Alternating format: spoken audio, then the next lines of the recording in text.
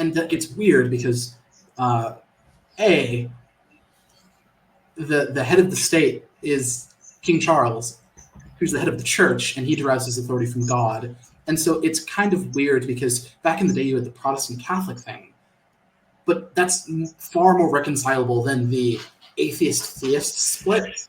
And in America today, we base the foundation of our rights in God.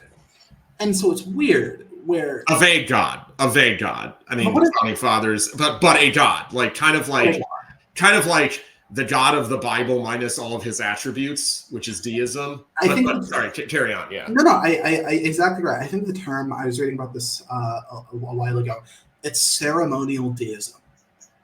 It's ceremonial deism. Because you'll swear, hand on a Bible.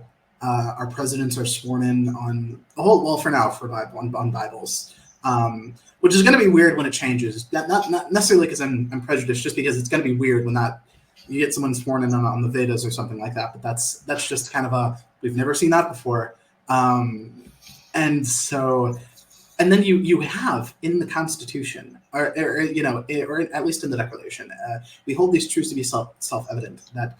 We've received our inalienable rights not from the government, but from God. Because if they're granted by the government can take them away.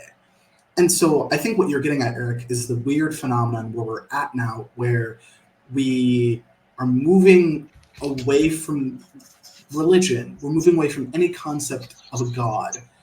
And that leaves us in weird places because man is made to worship, and we are still worshiping, but we're worshiping far more strange and barbaric gods than even the Romans deigned to praise. So we're at a weird spot in modern American society.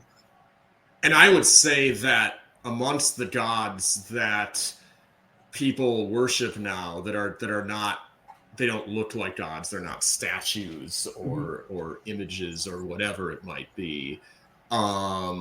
But certainly, this article from Politico I was looking at made a very good case that since what we're dealing with is kind of a second generation Christian derivative now, where America in the 90s, I remember this well, it's more of a feeling than anything you can pin down to one particular moment. It's a collection of a feeling that, and I know he said Candace Owens said this too from the other side of the political spectrum, that in the 90s, Americans all kind of had a common identity.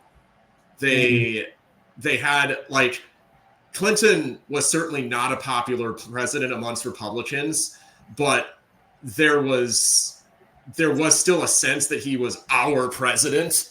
Sure. And comparing that to today, where, without getting partisan here,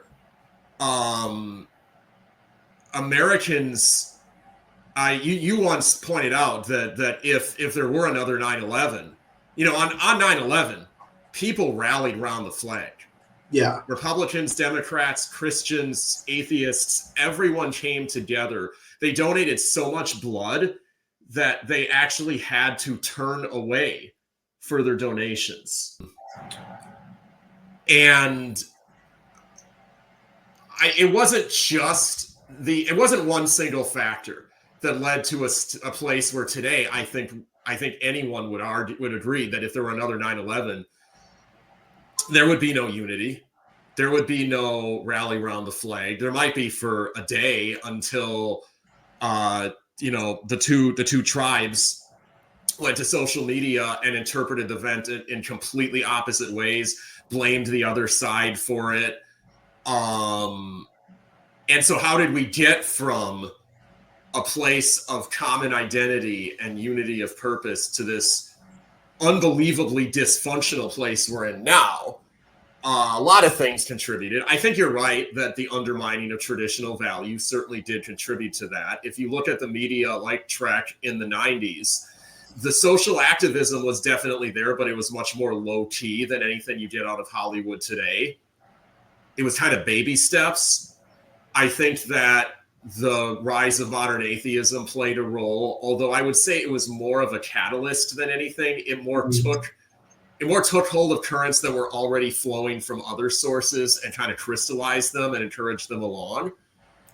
But then the politics themselves, the George W. Bush presidency was kind of the breaking point for this, because he identified himself very vocally as a Christian in public, and then did some very, very controversial things. Yes. And he was unbelievably unpopular. Maybe like Donald Trump is considerably more popular than George W. Bush was after maybe 2004, because he's absolutely adored by a quarter of the country and kind of at least nominally supported by another quarter. Everyone hated George W. Bush.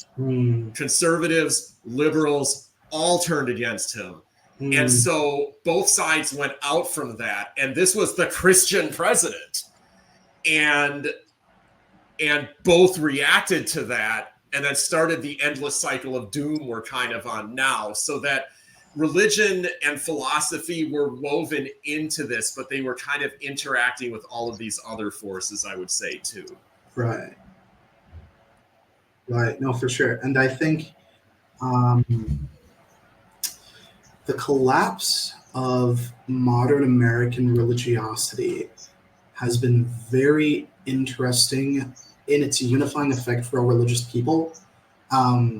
Where, because we don't really have the ubiquity of religion that we had as, religious people 50 years ago. Not that I was alive, but 50 years ago.